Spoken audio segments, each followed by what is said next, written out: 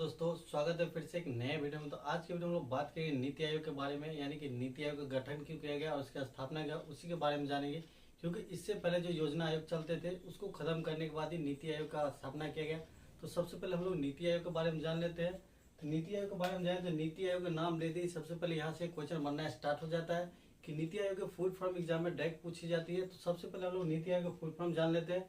तो नीति आयोग का full form जाने तो NITA का फुल फॉर्म जो होता है तो N से आपको नेशनल होता है, I से इंस्टीट्यूशन, T से ट्रांसफॉर्मिंग और I से इंडिया, यानी कि यही चार लेटर यानी कि नीति आयोग का फुल फॉर्म होता है। आयोग यानी कि कमीशन, आप जानते हैं। तो अब बात करते हैं नीति आयोग की स्थापना कब की गई थी। तो नीति आयोग की स्थापना 1 जनवरी 2015 में जो वर्तमान के प्रधानमंत्री है नरेंद्र मोदी जी, उसी ने नीति आयोग की स्थापना यानी कि 1 जनवरी 2015 को की थी। अब नीति आयोग के अध्यक्ष यानी कि नीति आयोग की स्थापना की तो उनके अध्यक्ष प्रधानमंत्री होते हैं, यानी कि जो वर्तमान में प्रधानमंत्री होंगे वही उनके अध्यक्ष होंगे। यानी कि वर्तमान अभी मोदी जी प्रधान है, अध्यक्ष है, तो वही इनका अध्यक्ष हो गए, यानी कि जो प्राइम मिनिस्टर वही अध्यक्ष। अब बात करते हैं कि इसका उपाध्यक्ष जो प्राइम मिनिस्टर द्वारा नियुक्त किया जाता है उसके सलाह पे ही, तो उनके अध्यक्ष राजीव कुमार जो अभी वर्तमान में है। और अगर पहले अध्यक्ष आपको पूछे कि पहले उपाध्यक्ष कौन थे, तो पहले उपाध्यक्ष आप अरविंद परगरिया दे सकते हैं, यानी कि अरविंद परगरिया।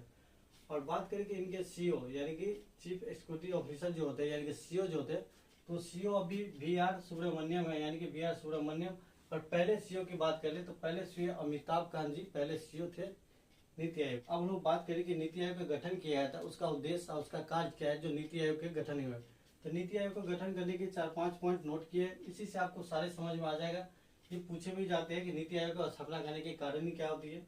तो नीति आयोग को स्थापना करने के 3-4 पॉइंट है, जैसे कि नीति के क्रियाओं बड़म को तेज करना, यानी कि नीतियों को जो कार्य होते हैं नीति आयोग उसको कार्यों को तेजी से लाने नीति आयोग की स्थापना की गई थी।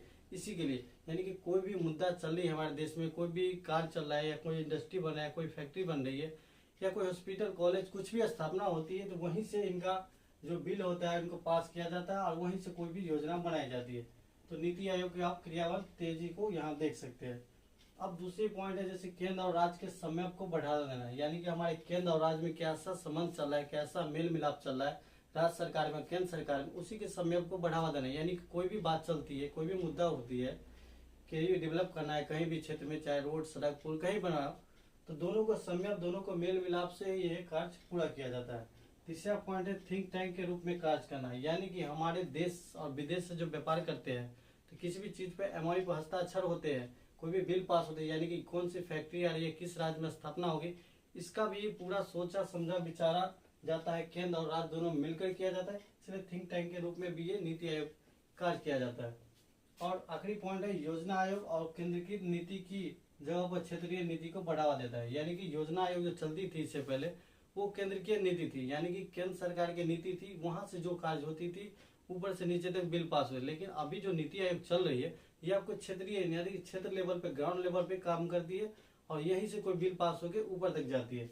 अगर हम डायग्राम हिसाब से समझे नीति आयोग के बारे में तो आपको समझाते हैं नीति आयोग और योजना आयोग दोनों, इसमें आपको साफ साफ समझिए। मान लीजिए कि हमारा केंद्र है और केंद्र में कई राज्य है, जैसे बिहार हो गया, आपको एक यूपी हो गया, इसके बाद आप झारखंड ले सकते हैं,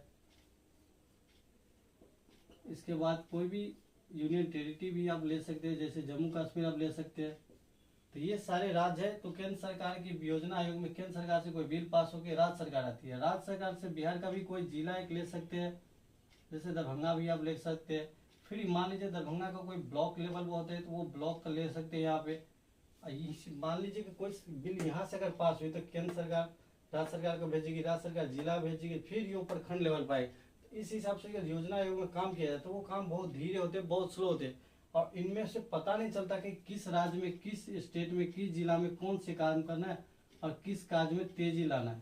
तो इस हिसाब से पता नहीं चलता। अगर एग्जाम्पल तौर पे एक मुद्दा आपको हम बता दें तो शिक्षा को ही ले लेते, तो शिक्षा बिहार में बद से बदतर है, आपको पता होगा।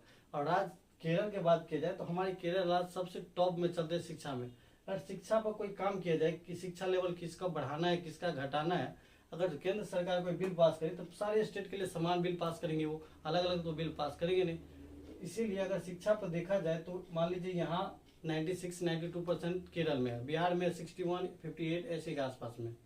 इस हिसाब से बात करें तो यहाँ का लेवल तो आप एक मिला नहीं सकते हैं, क्योंकि बिहार में कुछ ज़्यादा तेजी करना होगा और केरल में स्टेबल रखना होगा, या थोड़ा सा ऊपर बढ़ा दीजिएगा तो हो जाएगा।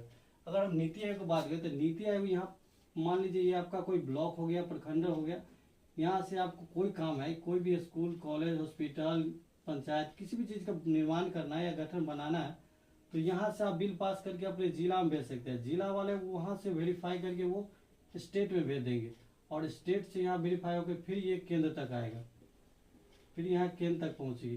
तो नीति आयोग ग्राउंड लेवल पर काम करते, इसे क्षेत्रीय नीति भी कहते हैं, और योजना आयोग केंद्र पर नाम करते हैं तो इसे केंद्रीकृत नीति भी कहते हैं। तो यहाँ से डायग्राम आपको साफ साफ समझ में आ जाएगा। अब बात करते हैं कि गवर्नेंस काउंसिलिंग, यानी कि जो बैठक होती है उन लोग को, तो वो किस किस मुद्दे पर बात होगी, कुछ भी चीज पर मान ली तो कौन कौन भाग लेंगे उसमें। तो उसमें भाग लेते सभी राज्यों के सीएम, यानी कि हमारे जितने भी स्टेट है उसके सीएम, और यूटी यानी कि यूनियन टेरिटरी का उपराज्यपाल वो भाग लेते हैं। यानी कि हमारे सीएम लोग भी, राज्य के 28 राज्य के टोटल सीएम भी इनके पार्टिसिपेट करते हैं, और यूटी की यानी कि यूनियन टेरिटरी के जो उपराज्यपाल होते हैं वो भी इसमें पार्टिसिपेट करते हैं। तो गवर्नर काउंसिल आप समझ चुके होंगे। अब हम लोग बात करते हैं कि योजना आयोग और नीति आयोग में क्या अंतर होती है, यानी कि योजना आयोग पहले जो चल रही थी उसमें और नीति आयोग में हम लोग डिफेंस करके देखेंगे कि कौन बेहतर था, ये बेहतर था या अभी नीति आयोग चला ये बेहतर था। अब वो देखने के बाद आपको पूरी तरह समझ में आए कि योजना आयोग खत्म की गई तो अच्छा था या बुरा था, वो आपको पता चल जाएगा। नीति आयोग में क्या फायदे हैं, क्या नुकसान है, सारे आपको अंदर से समझ में आए। पहला पॉइंट देख सकते हैं आप, योजना आयोग का रूसी मॉडल पर आधारित है, यानी कि हमारा जो योजना आयोग पहले चलती थी ये रूसी मॉडल, यानी कि रूसी मॉडल बता दी, यानी कि विदेशी मॉडल थी। अब नीति आयोग भारतीय विद्वानों के द्वारा मॉडल पर है, यानी कि नीति आयोग का जो पूरा डेटा बनाया है वो भारतीय मॉडल यानी कि भारतीय विद्वानों द्वारा किया गया। दूसरी बात करिए, केंद्र की भूमिका अधिक थी, यानी कि योजना आयोग में केंद्र की भूमिका अधिक थी। और नीति आयोग की बात करती है सहयोगी संघवाद को बढ़ावा देता है, यानी कि राज्य सरकार, यूटी सरकार और केंद्र सरकार तीनों मिलकर ही इनका सहयोगी संघवाद है, यानी कि यहाँ देख सकते हैं सहयोगी संघवाद को बढ़ावा, यानी कि मिलकर ये लोग काम करते थे। तीसरा पॉइंट की बात करें तो योजना आयोग अनुमोदक राष्ट्रीय विकास परिषद किया जाता है, यानी कि योजना आयोग जो चलते थे उसको कंट्रोल, उसको देखरेख के लिए यानी कि राष्ट्रीय विकास परिषद गठन किया गया था, उसके द्वारा उसका देखरेख किया जाता। जबकि नीति आयोग की बात करें तो नीति आयोग स्वयं के द्वारा कंट्रोल, यानी कि नीति आयोग अपना कंट्रोल स्वयं के पास है, इसीलिए हम यहाँ लिख दिए स्वयं के द्वारा, वो स्वयं के द्वारा अपना देखरेख करते हैं। अब चौथा पॉइंट देखिए, इसमें सरकार की भूमिका अधिक होती है, यानी कि योजना आयोग थे इसमें सरकार की भूमिका अधिक होती है, यानी कि कोई भी बिल पास होना है, कोई भी काम होना है तो उसमें सरकार की भूमिका ज्यादा रहती थी। अगर हम नीति आयोग की बात करें, इसमें सामाजिक क्षेत्रीय को बढ़ावा देते हैं, यानी कि हमारे समाज के क्षेत्र को बढ़ावा, यानी कि ग्राउंड लेवल से कोई भी काम होना है तो ग्राउंड लेवल से ये ऊपर लेवल तक जाती है, तो इसमें विकास को ज्यादा होता है। तो यहाँ ये प्लस पॉइंट आप देख सकते हैं इसके मुकाबले, योजना आयोग के मुकाबले। और आखिरी पॉइंट देखिए तो योजना आयोग केंद्रीकृत थी, यानी कि योजना आयोग केंद्र की नीति थी, इसलिए इसे केंद्रीकृत नीति कहते थे। और जो नीति आयोग है ये योजना आयोग यानी कि नीति आयोग क्षेत्रीय और स्वाधीनता का बल देता है, यानी कि हमारा क्षेत्रीय और समाज में स्वाधीनता पर बल देते हैं, यानी कि वे एक लेखा से समाज के लिए छोटे छोटे बातों को नीचे से लेके ऊपर तक वो जाती थी। तो अब नीति आयोग और योजना आयोग में हम लोग डिफरेंस देख लिए, अंतर देख लिए। तो नीति आयोग से आई होप कि आपको सारा समझ में आ चुका है। अगर फिर भी कोई क्वेश्चन डाउट रह जाए तो आप कमेंट सेक्शन में बेझिझक कमेंट करिएगा। अगर अभी तक आप पहले वाली वीडियो नहीं देखे हो तो नीचे डिस्क्रिप्शन बॉक्स पर लिंक मिल जाएगा, जो पंचवर्षीय योजना पर बनाया गया था, जिसमें योजना आयोग के बारे में विस्तार से पूरा डिटेल के साथ बनाया, क्योंकि ऑब्जेक्टिव टाइप क्वेश्चन में डायरेक्ट पूछे जाते एग्जाम में, तो वहां से आप पंचवर्षीय योजना कवर कर सकते हैं। और यहाँ से आपसे नीति आयोग योजना कवर हो गया। बाकी वीडियो पसंद आए तो लाइक शेयर जरूर करिएगा, चैनल पर नए हो तो सब्सक्राइब करके साथ ही बेल आइकन प्रेस कर लीजिएगा। तो मिलेंगे नेक्स्ट वीडियो में। धन्यवाद, जय हिंद।